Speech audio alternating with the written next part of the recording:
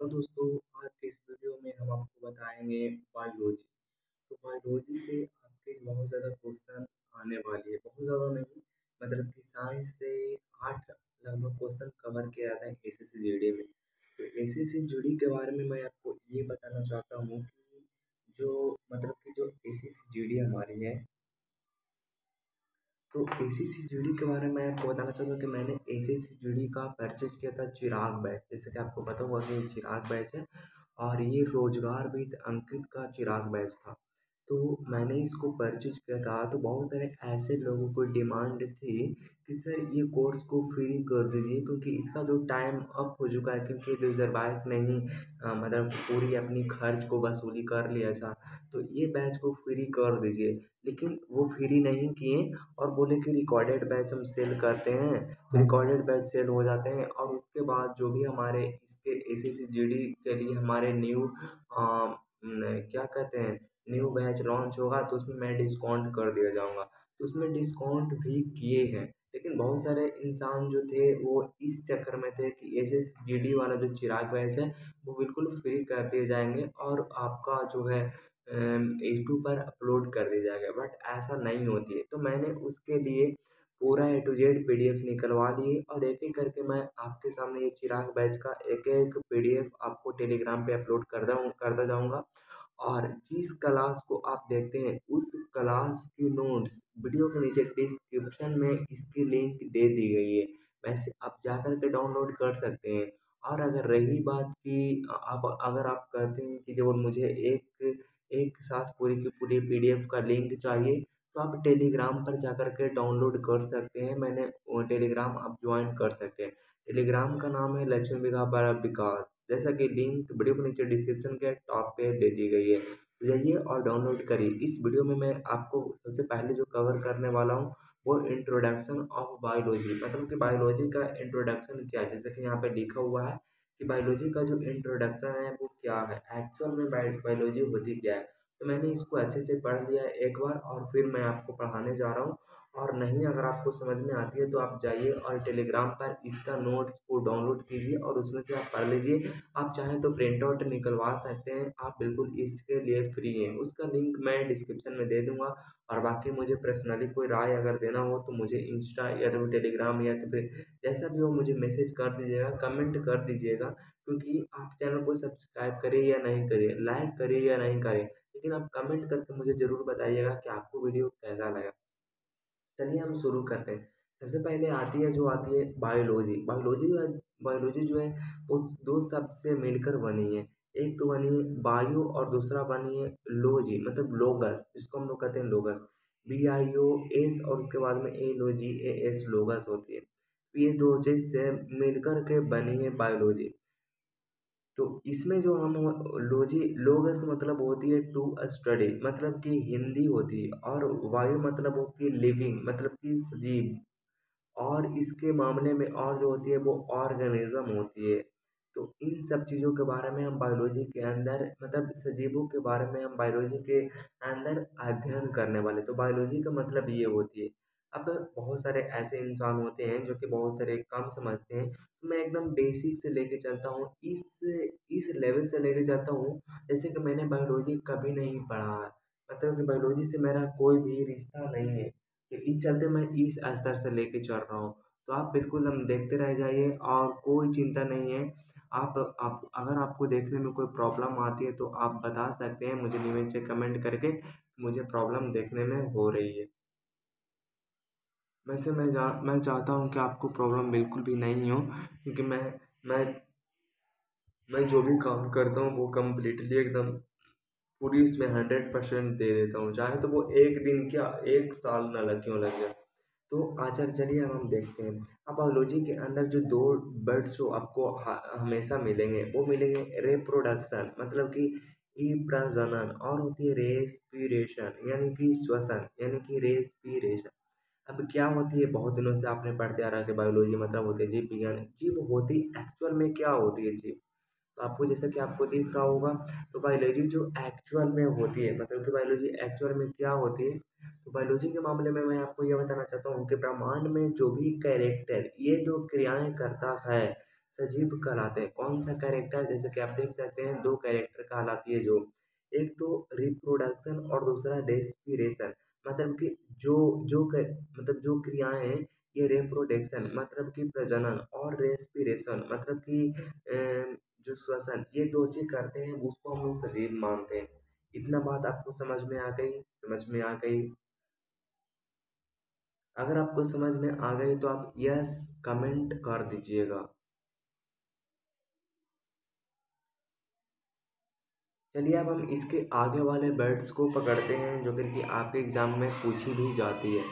तो एक जो वर्ड्स हमारे पास हैं वो ये हैं कि बायोलॉजी वर्ड्स ग्रीक लैंग्वेज से लिया गया।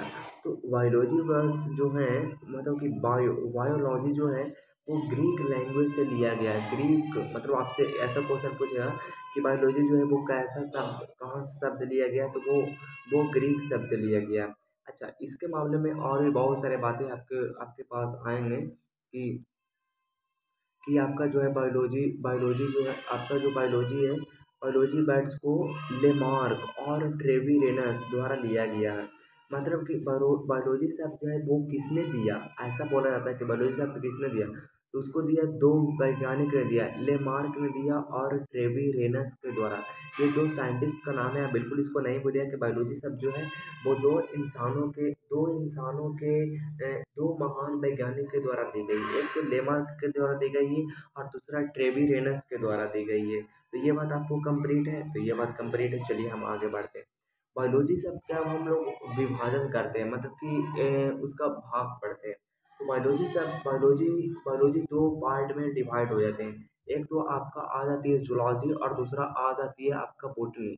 तो जूलॉजी आती है और फिर आपका आ जाती है बोटनी आ जाती है। जूलॉजी मतलब होती है जंतु विज्ञान और बोटनी का मतलब होती है वनस्पति विज्ञान। जूलॉजी का मतलब होती है वनस्पति विज्ञान और जूलॉजी का मतलब होती है जंतु विज्ञान और बोटनी का मतलब होती है वनस्पति विज्ञान। जूलॉजी जूलॉजी मतलब होती है जंतु विज्ञान। इसमें हम लोग एनिमल्स और ह्यूमन बींग्स को अध्ययन करते हैं। किसको अध्ययन करते हैं? एनिमल्स मतलब होती है जंतु, और उसके बाद में मानव मानव मतलब ह्यूमन बींग मतलब कि मानव के बारे में अध्ययन हम लोग करते हैं। और बोटनी बोटनी का मतलब होती है वनस्पति विज्ञान। इसमें हम लोग प्लांट का अध्ययन करते हैं, पेड़ पौधों के बारे में अध्ययन करते हैं। अब चलिए इसके बारे में अध्ययन करते हैं। अब कुछ कुछ जो ये आपके एग्जाम में पूछ के जाते हैं बहुत ही ज़्यादा इंपॉर्टेंट है और रेयर भी है। तो चलिए इसको एक बार हम जूम आउट भी कर ही देते हैं ताकि आपको देखने में बिल्कुल भी प्रॉब्लम नहीं आए।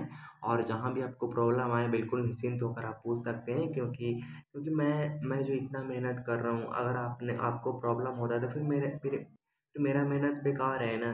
तो देखिए, फादर ऑफ बायोलॉजी, बायोलॉजी के पिता किसको कहा जाता है?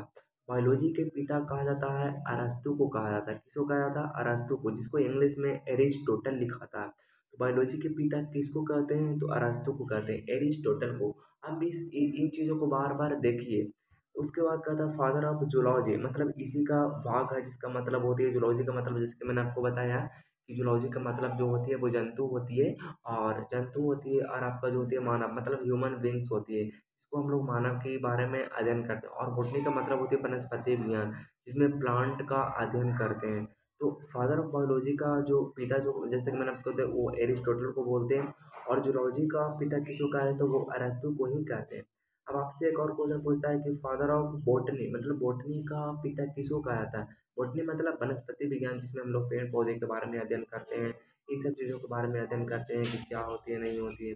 तो उसके बाद है इसका मतलब होती है थी, जो बोटनी का जो बो, बोटनी का जो पिता होती है वो हो जाती है, वो थियोफ्रस्टस होती है। THEOPH THEO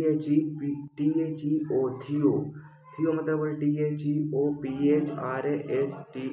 थियोफ्रेस्टस होती है, थियोफ्रेस्टस होती है।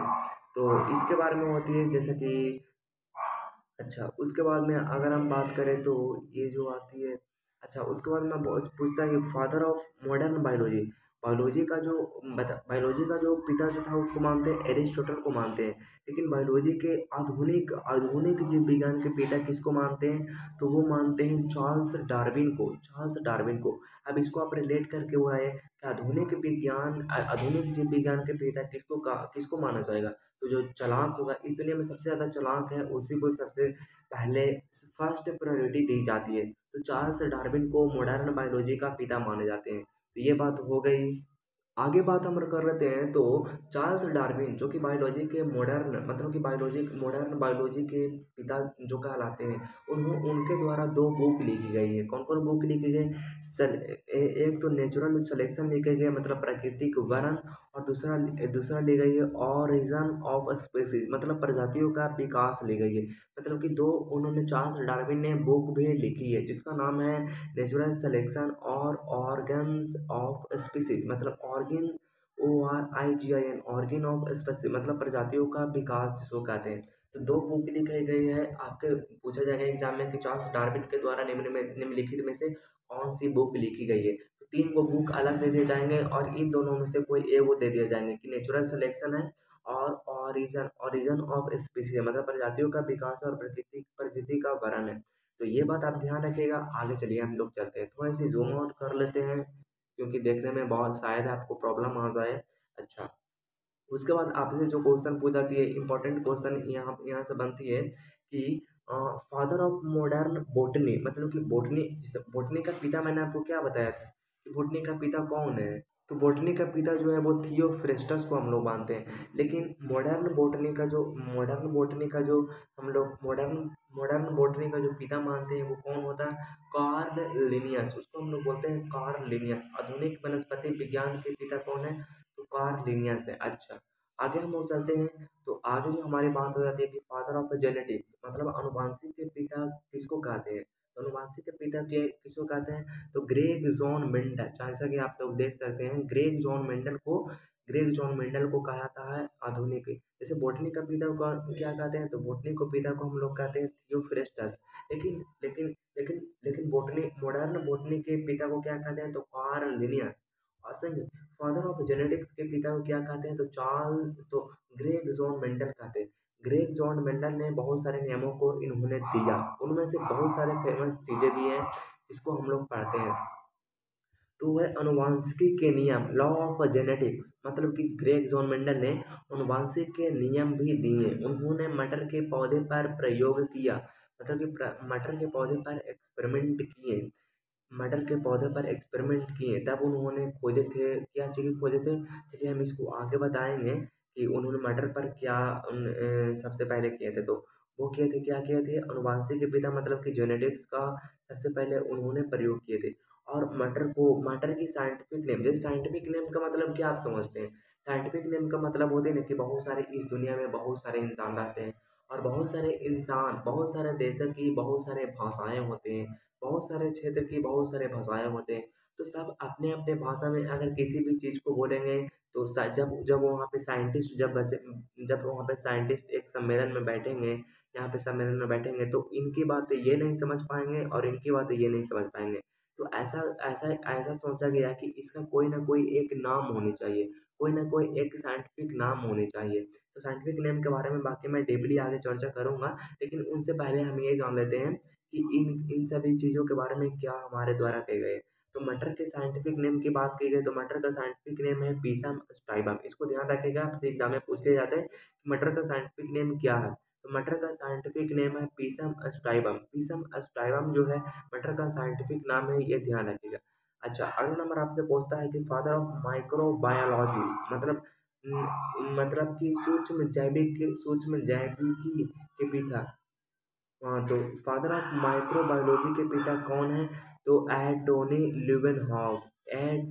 ल्यूवेनहॉक को कहते हैं। तो किसको कहते हैं? ऐसे बायोलॉजी के पिता को क्या कहते हैं? तो बायोलॉजी के पिता को हम लोग क्या कहते हैं? तो अरस्तु कहते हैं। लेकिन मॉडर्न बायोलॉजी के पिता को क्या कहते हैं?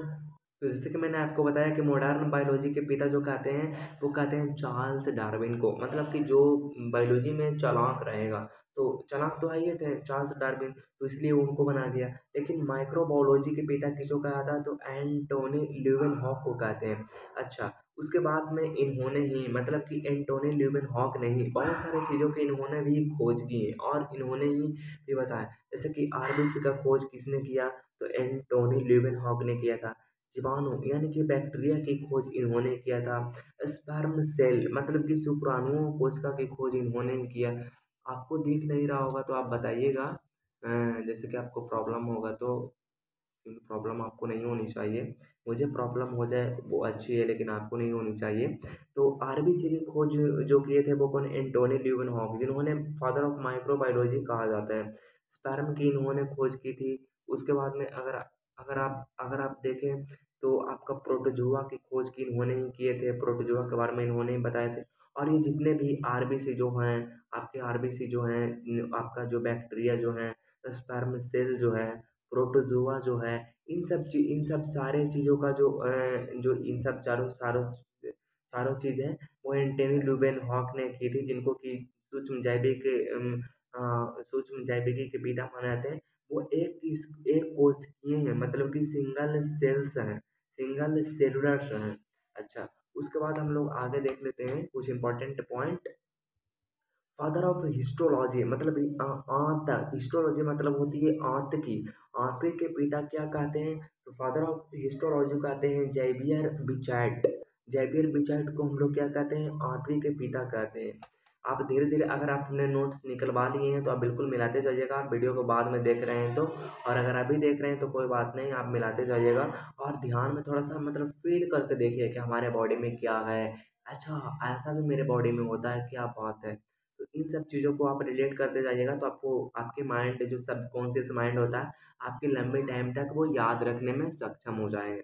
आगे देखते हैं कि स्टडी ऑफ टिश्यू मतलब कि ये जो हिस्टोलॉजी है वो क्या होती है। तो हिस्टोलॉजी हिस्टोलॉजी कहते हैं, लोग कहते हैं हिस्टोलॉजी, हिस्टोलॉजी के पिता कौन है, तो जेवियर पिचार्ड है। अच्छा, स्टडी ऑफ टिश्यू को क्या कहते हैं, तो कहते हैं हिस्टोलॉजी। अब फादर ऑफ माइक्रोस्कोप मतलब सूक्ष्मदर्शी के पिता को क्या कहते हैं, तो मेल पिगी कहते हैं उसको, मेल पिगी कहते हैं। इन्होंने बहुत सारी चीज़ों की खोज किए थे। इन्होंने बहुत सारी चीज़ों की खोज किए थे। मुर्गी के भ्रूण को इन्होंने देखा था सबसे पहले, मेल पिगी ने मुर्गी के भ्रूण को बारे में देखा था। किसने देखा था, तो वो देखा था आपका मेल पिगी ने, जो है साइंटिस्ट ही। और हिस्टोलॉजी किसको कहते हैं, ध्यान रखिएगा, हिस्टोलॉजी किसको कहते हैं। आपको दिख रहा है, नहीं दिख रहा तो आप बताइएगा, क्योंकि आपको प्रॉब्लम नहीं होनी चाहिए। हिस्टोलॉजी जैसे कि मतलब है स्टडी ऑफ टिश्यू के अध्ययन को कहते हैं हिस्टोलॉजी कहते हैं।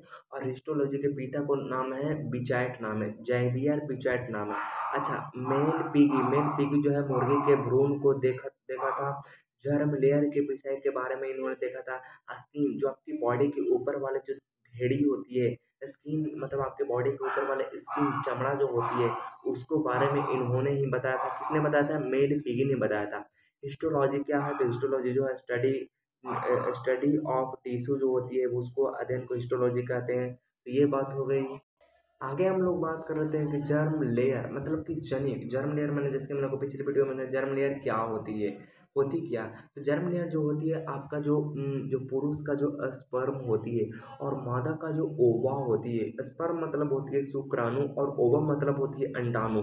दोनों आपस में जब फ्यूज करते हैं, जब फर्टिलाइज करते हैं, जिसको हम लोग फर्टिलाइजेशन बोलते हैं, तो वो निषेचन जब होती है तब वो बदल जाती है किसमें, युग्मनज में बदल जाती है, जो कि एक सेल होती है, एक कोशिकाएं होती है, जिसको हम लोग इंग्लिश में कहते हैं जाइकोट कहते हैं। और फिर ये अपने आप को डिवाइड करना स्टार्ट कर देती है, अपने आप को तोड़ना शुरू कर देती है, अपने आप को विभाजन करना शुरू कर देती है। तब एक लास्ट स्टेज आती है जिसको हम लोग कहते हैं गैस्ट्रोला।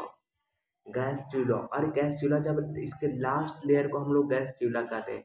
और गैस चूल्हा में 3 लेयर होते हैं। सबसे अंदर वाले लेयर को हम लोग कहते हैं एंडोडर्मिस। एंडोडर्मिस ये वाले लेयर को हम लोग कहते हैं एंडोडर्मिस। फिर इसके मध्य वाले लेयर को हम लोग कहते हैं मेजोडर्मिस। उसके बाद में सबसे बाहर वाले लेयर जो कि मोटा होते हैं, जो कि आपका प्रोटेक्शन होती है, वो कहते हैं एक्टोडर्मिस होती है। तो इन सब बातों को आपने समझ गया। चलिए, आगे हम लोग बात करते हैं कि आपका जो है कि जीव विज्ञान की कुछ शाखाएं हैं, मतलब कि ब्रांच ऑफ बायोलॉजी जिसको हम लोग कहते हैं। मतलब कि जीव विज्ञान की शाखाएँ जो होती है, बहुत ही कम टाइम का वीडियोज़ है, तो आप देख लीजिए।